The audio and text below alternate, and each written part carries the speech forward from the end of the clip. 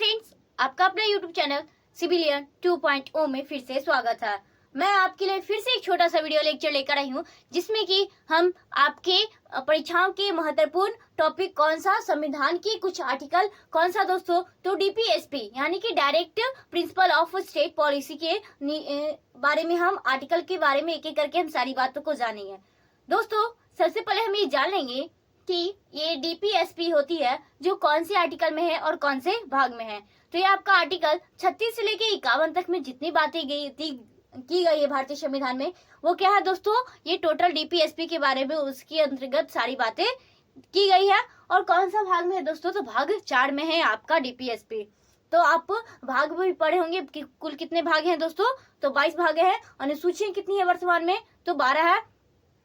और आर्टिकल कितना है, तो 470 से प्लस है। ठीक है, तो हम इस वीडियो लेक्चर में क्या जानेंगे दोस्तों, तो हम जानेंगे कि राज्य के नीति निर्देशक तत्व यानी कि डीपीएसपी यानी direct principle of state policy के बारे में हम इस वीडियो लेक्चर में सारी आर्टिकल के बारे में एक एक करके जानेंगे।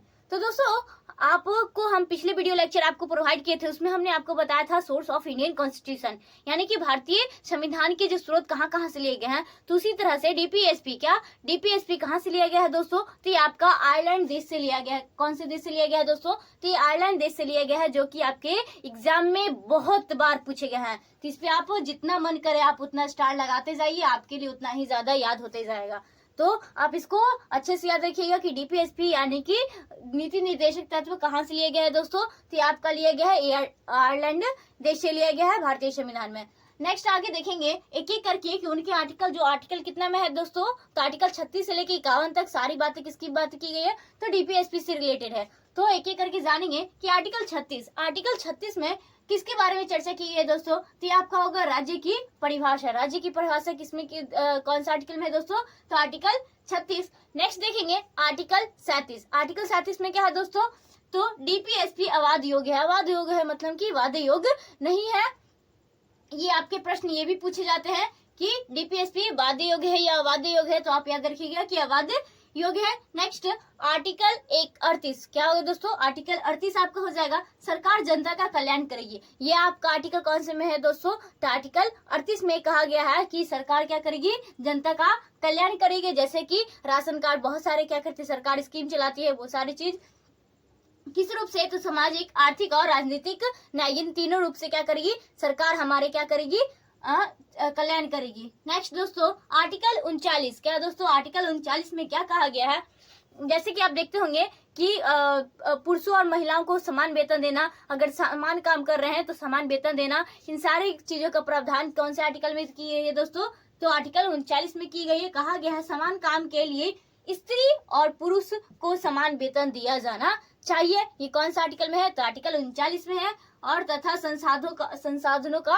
सोर्सों का क्या करना चाहिए, उचित वितरण होना चाहिए, तो ये समान होना चाहिए। ठीक है, नेक्स्ट 39 क में क्या कहा गया दोस्तों, तो ये आपका निःशुल्क समान न्याय निःशुल्क विधि की सहायता, यानी कि ये आपका आर्टिकल किसमें दिया गया है, तो आर्टिकल 39 के क में।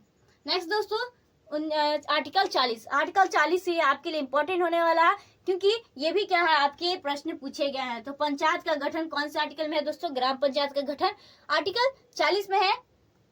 इससे आपको यहाँ से ये भी प्रश्न पूछे जाते हैं कि भारत में कहा दोस्तों, तो भारत में प्रथम जो पंचायत चुनाव हुआ था वो कहाँ हुआ था और कब हुआ था, तो आप यहाँ याद रखिएगा कि ये 2 अक्टूबर यानी 2 अक्टूबर 1959 को कहाँ होता है दोस्तों, तो राजस्थान के नागौर जिले में होता है। ये आपसे प्रश्न बनते हैं, तो इसको याद रखिएगा कि प्रथम पंचायत कहाँ होता है दोस्तों, पंचायत चुनाव, तो राजस्थान के नागौर जिले में होता है।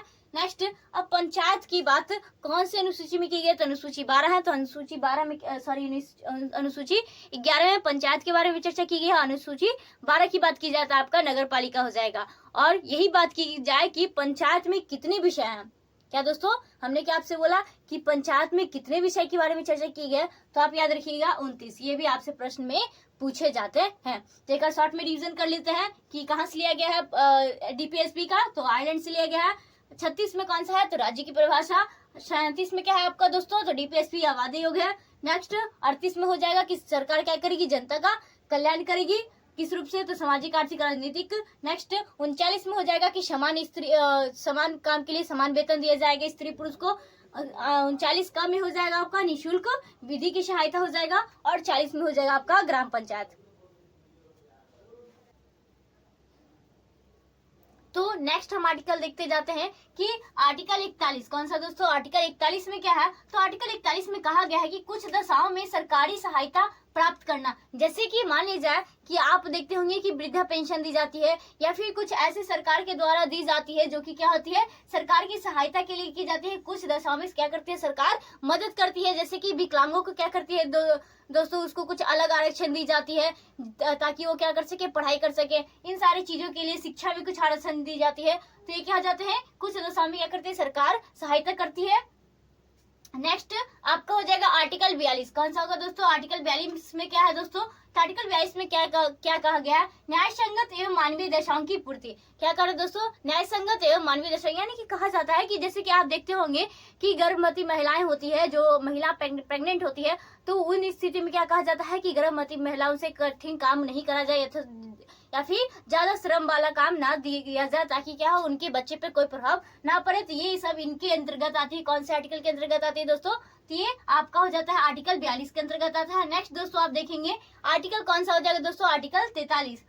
इसमें कहा गया दोस्तों कि जीविकोपार्जन के लिए क्या करना, उचित वेतन एवं जीवन स्तर को उठाने के लिए क्या करते हैं, सरकार को क्या करती है, जीविका एक वैसी वेतन देना चाहिए। मान लीजिए कि आप कोई सरकारी जॉब कर रहे हैं, कोई काम कर रहे हैं, तो आपको उतना वेतन देना चाहिए जितना, मतलब ये आर्टिकल किस में कहा गया, तो आर्टिकल 43 में कहा गया है कि जीविका उपार्जन के लिए क्या करना है कि एक सही उचित वेतन देना है। ये किस में कहा गया है दोस्तों, तो आपका आर्टिकल 43 में हो जाएगा। नेक्स्ट दोस्तों आर्टिकल 44 कौन सा दोस्तों, आर्टिकल 44 का हो जाएगा समान नागरिक संहिता। क्या दोस्तों, समान नागरिक संहिता कहने का मतलब कि सभी धर्मों के लिए समान कानून। जैसे कि आप दोस्तों समान संहिता का मतलब क्या है, समान नागरिक यानी सभी लोगों का, सभी सिविलियन लोगों के लिए क्या हो जाएगा कि समान नियम कानून होंगे। जैसे कि अगर मान लीजिए कि कोई मुस्लिम है, कोई हिंदू है, कोई अलग अलग धर्म के लोग हैं, तो उनको ये नहीं कि अगर वो मुस्लिम लोग अगर चोरी किए हैं तो उसके लिए अलग सजा है, और हिंदी लोग चोरी किए हैं तो अलग सजा। ऐसा कोई प्रावधान नहीं है। अगर मान लीजिए कि जैसे कि आप देखते होंगे कि विवाह, अलग अलग जो धर्म के लोग होते हैं अलग अलग रीति रिवाजों से अपने अपने धर्मों में अपने अपने विवाह करते हैं। तो लेकिन विवाह आप कर सकते हैं अलग अलग अपने अपने धर्म के रीति रिवाजों के जैसे। लेकिन अगर आप बात की जाए तलाक की, या भाई किसी बच्चों को गोद लेना है, तो एक ही प्रोसेस होगी सभी धर्मों के लिए। ये नहीं कि अलग अलग धर्मों के लिए अलग अलग क्या होंगे, नियम कानून होंगे, वैसा नहीं है। नेक्स्ट दोस्तों देखेंगे आर्टिकल 45 कौन सा दोस्तों हो जाएगा, आर्टिकल 45 में कहा गया है कि 6 से कम वर्ष की उम्र, जैसे आंगनबाड़ी व्यवस्था करवाई जाती है सरकार के द्वारा, तो ये निःशुल्क शिक्षा का प्रावधान कौन से आर्टिकल में कहा गया है दोस्तों, तो आर्टिकल 45 में कहा गया है कि 6 वर्ष से कम वर्ष की आयु, 6 से कम वर्ष की आयु वाले बच्चों को क्या निःशुल्क शिक्षा का प्रावधान कराना।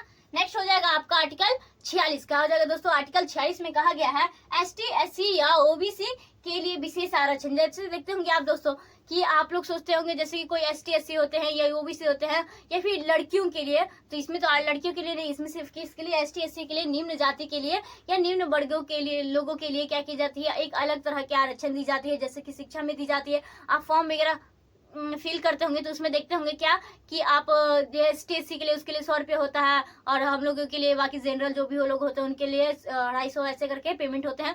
तो ST के लिए कुछ अलग प्रावधान की गई, अलग आरक्षण दी गई है। तो ये कौन से आर्टिकल में कहा गया है दोस्तों, तो आर्टिकल 46 में इसका प्रावधान किया गया है।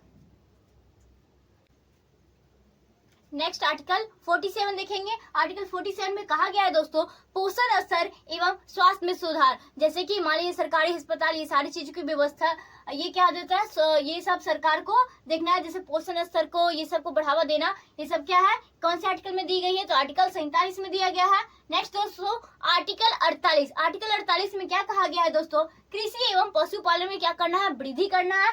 एवं जैसे कि गाय या फिर भैंस, ये सब जो दूध देती है, वैसे जानवर बकरी उकरी, उन सबको क्या करना, हत्या पर प्रतिबंध लगाना। कौन से आर्टिकल के तहत दोस्तों, तो आर्टिकल 48 में कहा गया है। नेक्स्ट दोस्तों 48 के क में क्या कहा गया है, तो पर्यावरण, वन्य एवं वन्य जीव का रक्षा करना।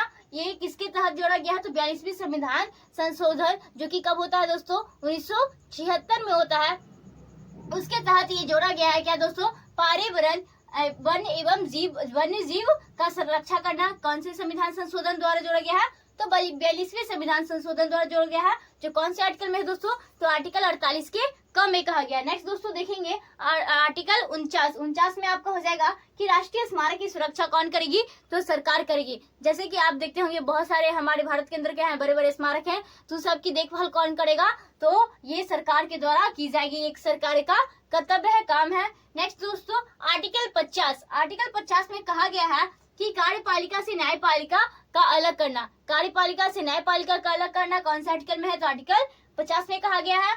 नेक्स्ट दोस्तों आर्टिकल 51, कौन सा दोस्तों? आर्टिकल 51, अंतर्राष्ट्रीय शांति को बढ़ावा देना। अंतर्राष्ट्रीय शांति को बढ़ावा देना, मान लिया जाए कि जैसे कोई मतभेद होगा या फिर कुछ अंतर्राष्ट्रीय क्या हो जाती है, गृह युद्ध, जैसे कि मतलब आपस में झगड़ा, इन सारी चीजों की सुलझ कराने के लिए, शांति को बढ़ावा देने के लिए कौन सा आर्टिकल में कहा गया है दोस्तों? तो आर्टिकल 51 में कहा गया है। तो आपको हमने सारा डीपीएसपी का जो भी आर्टिकल है, जिसके अंतर्गत जैसे कि 36 से लेके 51 के आर्टिकल हमने आपको सारे के करके डिटेल में बता दिए हैं। तो दोस्तों अगर आपको डीपीएसपी से आपको कहीं से भी एक प्रश्न पूछे जाएंगे आर्टिकल से, तो आप जरूर हल कर पाएंगे, जरूर सॉल्व करके आएंगे, और आपके हाथ में 1 से 2 नंबर यहाँ से जरूर आएंगे। एक तो आपका अगर डीपीएसपी से आएगा सवाल, तो ये आएगा कि कौन से देश से ली गई है, तो ये आप आसानी से बता दीजिएगा कहाँ से ली गई दोस्तों? तो आयरलैंड से ली गई है। और उसमें से हमने आपको कुछ मेन इंपॉर्टेंट आपको टिक लगा दी है, तो वो सब आप उसको ध्यान में रखिएगा। तो दोस्तों आशा करते हैं आपको ये वीडियो लेक्चर अच्छा लगा हो।